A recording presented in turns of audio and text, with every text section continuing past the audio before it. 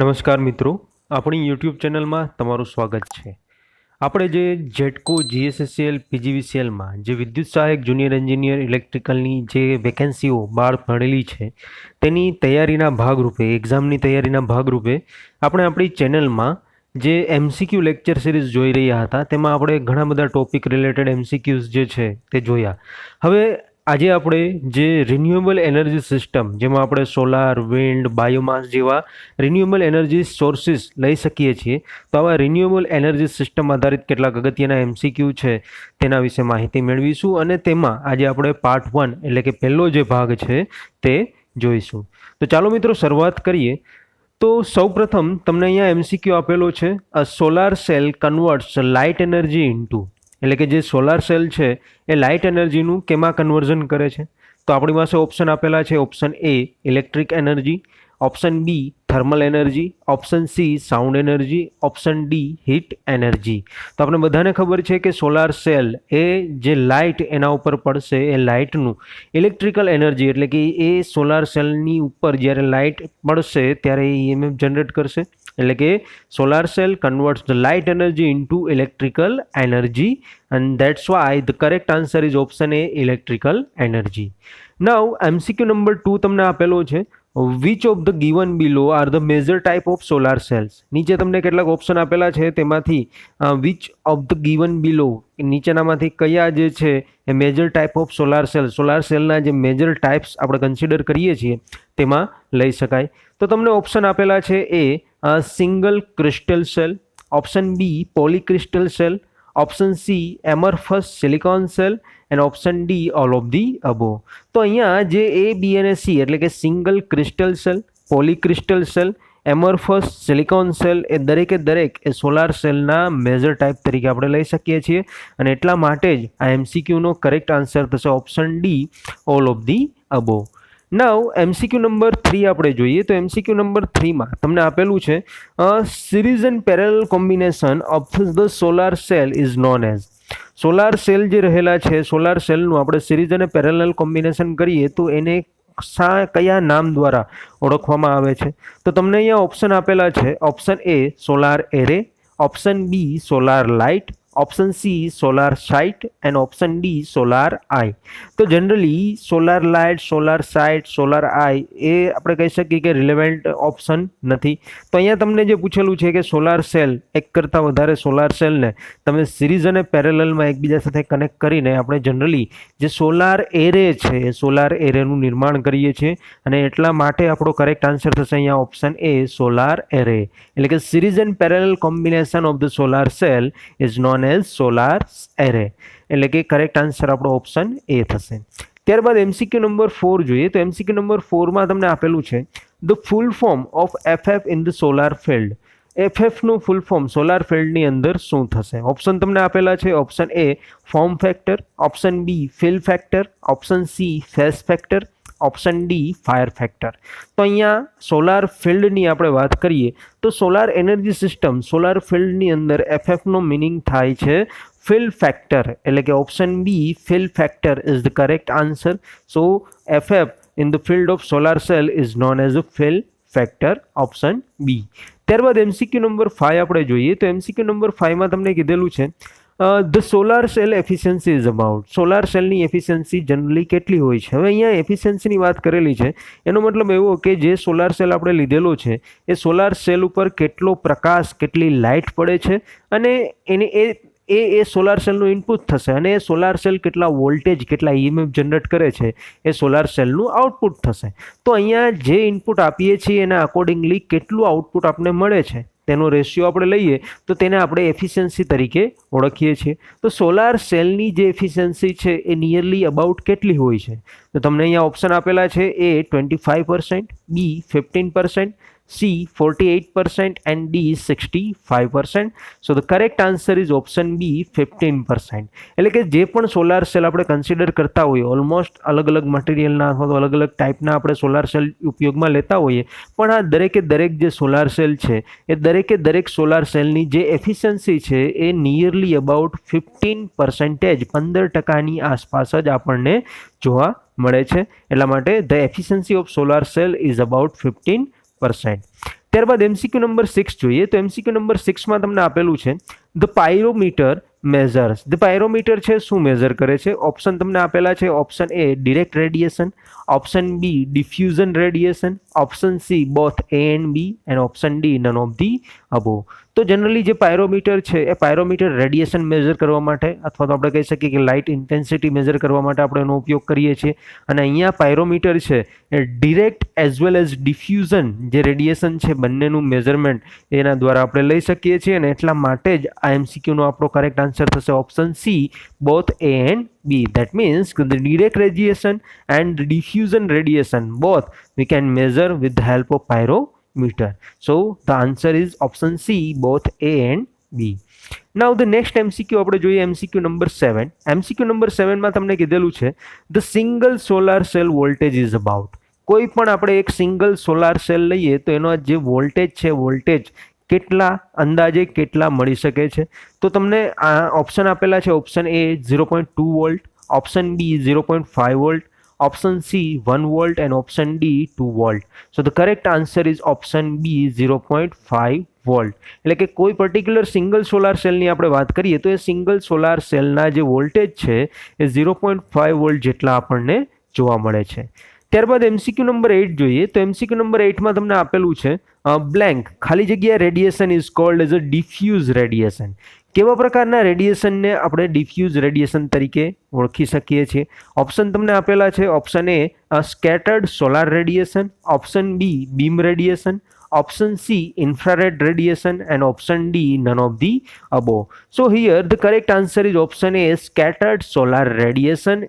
This kind of radiation is called as a diffuse radiation. એટલે કે scattered solar cell radiation. That means કે solar જે આપણે સનની વાત કરીએ છીએ તો સનમાંથી જે લાઇટ જે છે જે પ્રકાશના કિરણો છે જ્યારે પૃથ્વી પર પહોંચશે ત્યારે પૃથ્વીના વાતાવરણમાં જે અલગ અલગ રજકણો નાના નાના કણો રહેલા છે એના દ્વારા આ જે લાઇટ છે લાઇટ કહી શકાય કે સ્કેટર્ડ થશે ફેલાશે.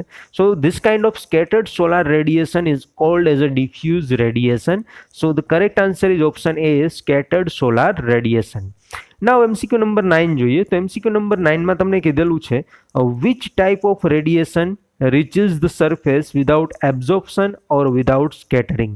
કેવા પ્રકારનું રેડિયેશન છે એ પૃથ્વીની સપાટી પર પહોંચશે without any absorption and without any scattering. So option તમને આપેલા છે. Option A scattered solar radiation, option B beam radiation, option C infrared radiation and option D none of the above. So the correct answer is option B beam radiation. We can say that the beam radiation reaches the earth's surface without absorption or without scattering. So the correct answer is option B beam radiation. Now the next MCQ number 10 તમને આપેલો છે in solar cell ખાલી જગ્યા material is used. Basically આપણે જે solar સેલની વાત કરીએ છીએ સોલાર સેલમાં કયા પ્રકારનું મટીરિયલ છે મટીરિયલનો યુઝ થાય છે? ઓપ્શન તમને આપેલા છે. Option A copper, option B silver, option C silicon and option D none of the above. So basically if we say the silicon type of material is used for the manufacturing of solar cell. So we can say that the option C silicon is the correct answer. In solar cell silicon material is basically used. So option C silicon is the correct answer. Now MCQ number 11 જોઈએ તો MCQ number 11 માં તમને કીધેલું છે the range of solar cell efficiency is. Solar cell efficiency જે છે એ range of solar cell efficiency solar સેલની જે એફિશિયન્સી છે એની રેન્જ કેટલી જનરલી જોવા મળે છે?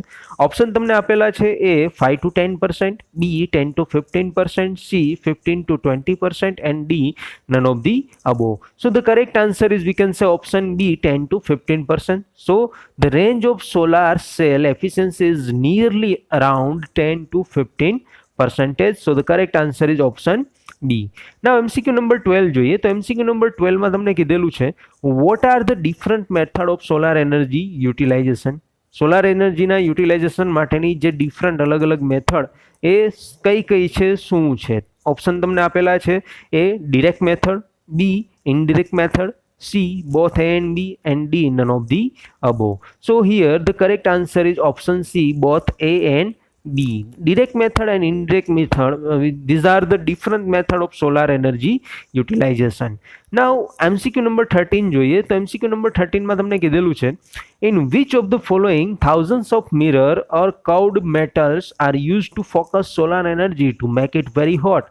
In option તમને આપેલા છે in solar cell, in solar batteries, in solar furnace, and D, none of the above. So the correct answer is option C, solar furnace. Solar furnace, in this solar furnace thousands of mirror or curved metals are used to focus the particular solar energy to the particular one single point to make it very hot. So we can say that for the solar furnace we can use this kind of mirrors and curved metals. So the answer is option C, solar furnace.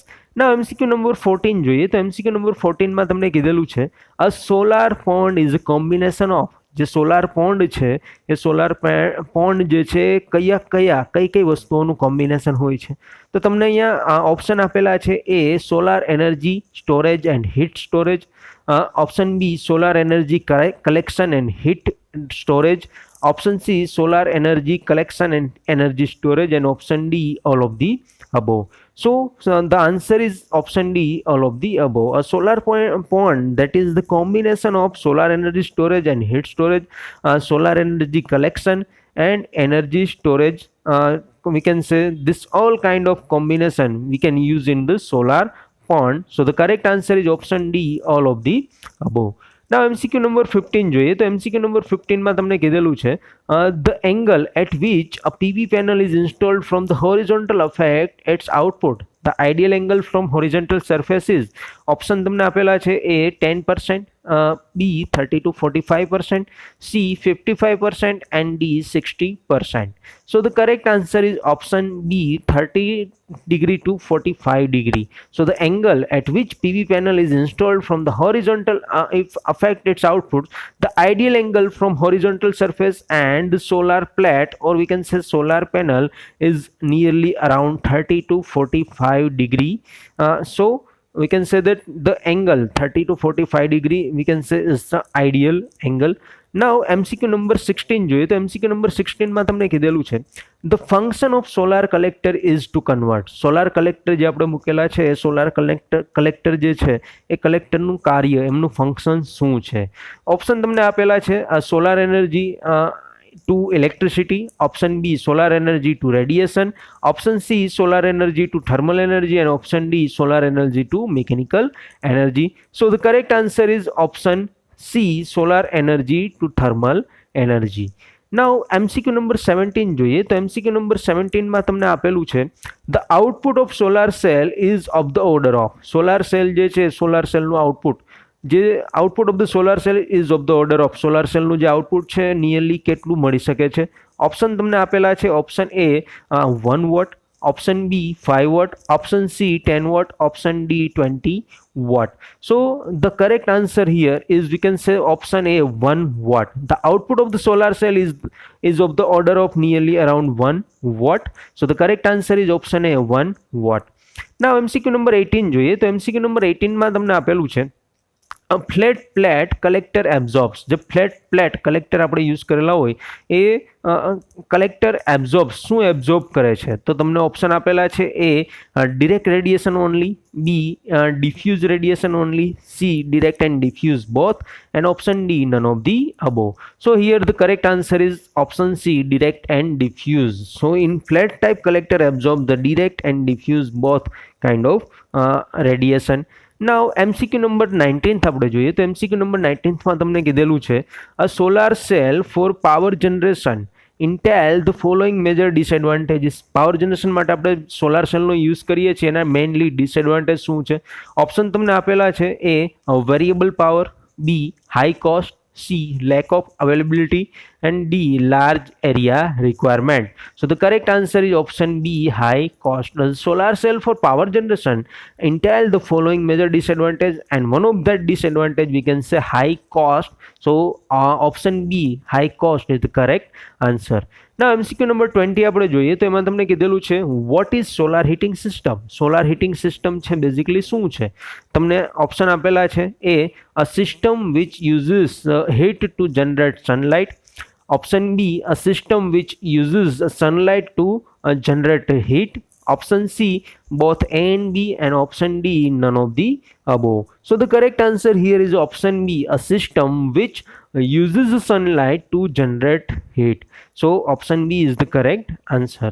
Now MCQ number 21 આપણે જોઈએ તો એમાં તમને કીધેલું છે what are three relevant bands of solar radiation. Solar રેડિયેશનના ત્રણ મહત્વપૂર્ણ બેન્ડ છે એ કયા કયા છે?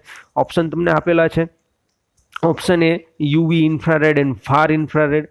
Option B, UV visible and infrared. Option C, ultrasonic infrared and visible. Option D, UV ultrasonic and near infrared. So the correct answer is option B, UV visible and infrared.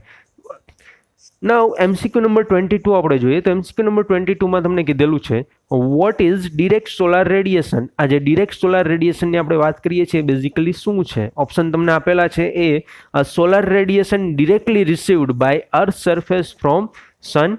Option B, cosmic radiation directly received by earth surface. Option C, solar radiation received by earth surface after reflection. Option D, cosmic radiation received by earth surface after reflection. So the correct answer is option A, solar radiation directly received by earth surface from sun.